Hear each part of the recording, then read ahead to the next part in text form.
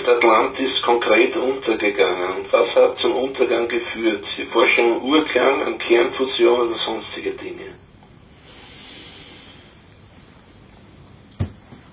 Also das, was wirklich zum Untergang geführt hat, war das Bewusstsein der Menschen, das nicht mitgehalten hat mit den Erfindungen, die damals gemacht worden sind.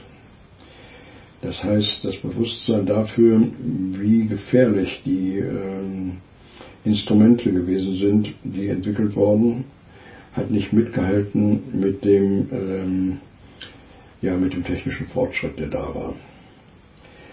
Das heißt, der Mensch selbst ist nicht reif genug gewesen für das, was er entdeckt hat. Das ist im Grunde genommen der Hauptpunkt.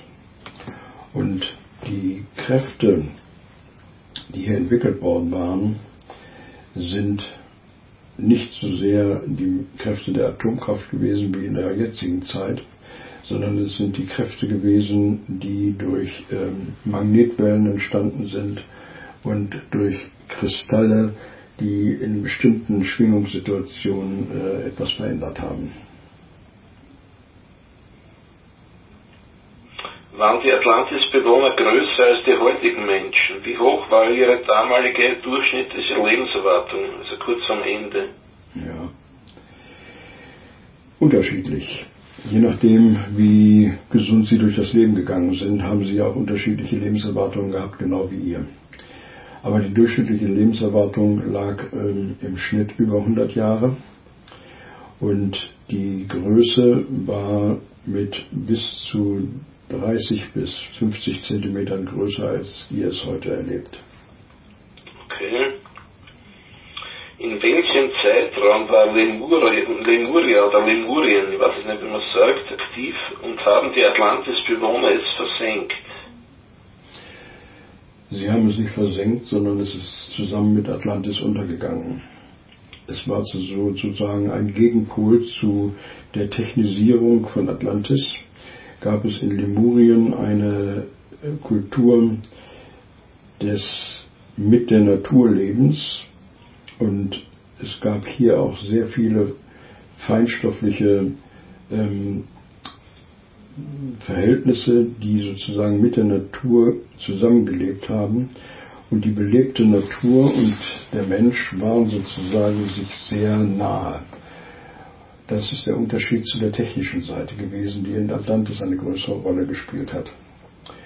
Und die spirituelle Entwicklung der Lemurier war eher auf der Ebene, dass sie mit allem gemeinsam gelebt haben und sozusagen sich als eins gefühlt haben mit der Welt, während die Atlanter, ähnlich wie eure westliche Gesellschaft, heute die Dinge erforscht hat bis ins Detail und die aber trotzdem eine spirituelle Dimension dabei hatte.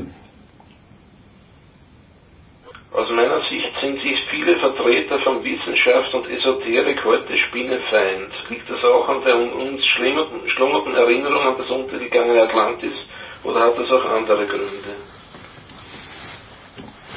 Es hat auch andere Gründe. Ihr seht in der Forschung sehr genau, dass wenn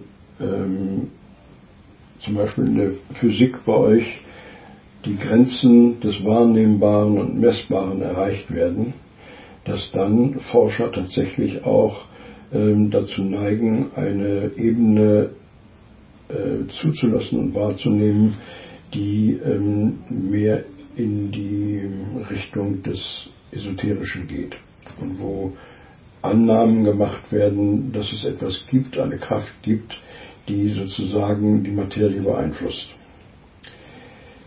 Das ist bei all denen, die in der Grundlagenforschung sind und an die Grenzen der Sichtbarkeit von materieller Forschung kommen, der Fall, dass sie dann mit der Zeit eine Persönlichkeitsentwicklung durchmachen, in der sie Kräfte auch annehmen, die hinter dem stecken, was sie erlebt haben in der Forschung.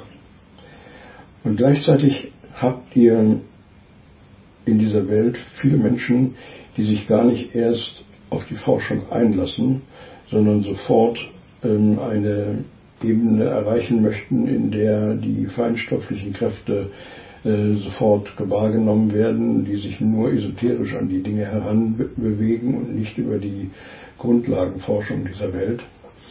Und das ist eine andere Wahrheitsebene als die in der Forschung stattfindet. Und somit ist hier nicht die Feindschaft wahr, sondern es ist eher eine Ignoranz, die der eine gegenüber dem anderen hat. Und diese Ignoranz führt dann dazu, dass die Forschung nicht mehr als etwas Seriöses wahrgenommen wird von manchen Esoterikern, sondern als etwas, das manipulativ auf die Menschen wirkt und sozusagen die wahren Dinge nicht zulässt. Und auf der anderen Seite erleben Forscher immer wieder, dass ihre Forschung von Esoterikern als abgetan wird als nicht notwendig. Und das ist natürlich ein sich aufschaukelnder Prozess des gegenseitigen Misstrauens, der hier entsteht.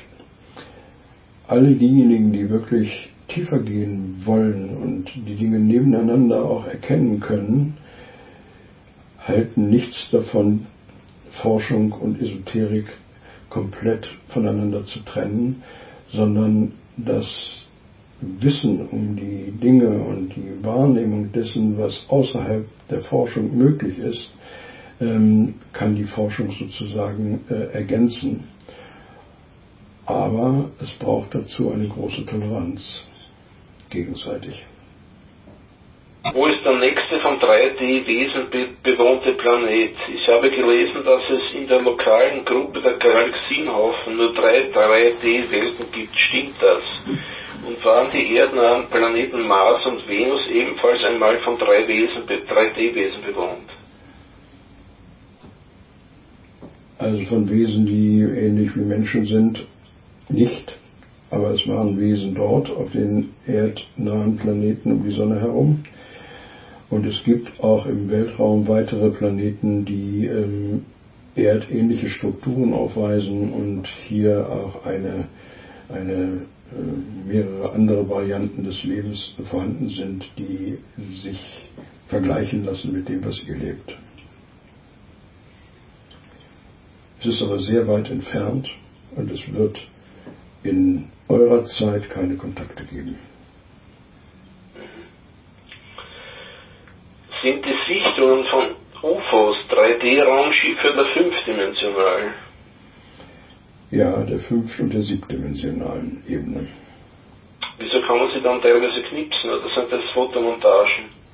Vieles sind Fotomontagen, vieles sind Lichtspiegelungen, aber es gibt also auch Strukturen, die tatsächlich wahrgenommen worden sind und sie können sozusagen ihre Struktur anpassen an die 3. Dimension. Okay. Woraus sind 5D-Raumschiffe gebaut? Aus 5D-Materie? Wie können wir uns das vorstellen? Wird diese Substanz auch aus Planeten gewonnen wie in der 3. Dimension? Oder reicht es, wenn 5D-Wesen sich vorstellen? Ihr könnt es euch gar nicht vorstellen, weil die 5-Dimensionalität für euren Verstand und eure Möglichkeit der Erkenntnis nicht geschaffen worden ist.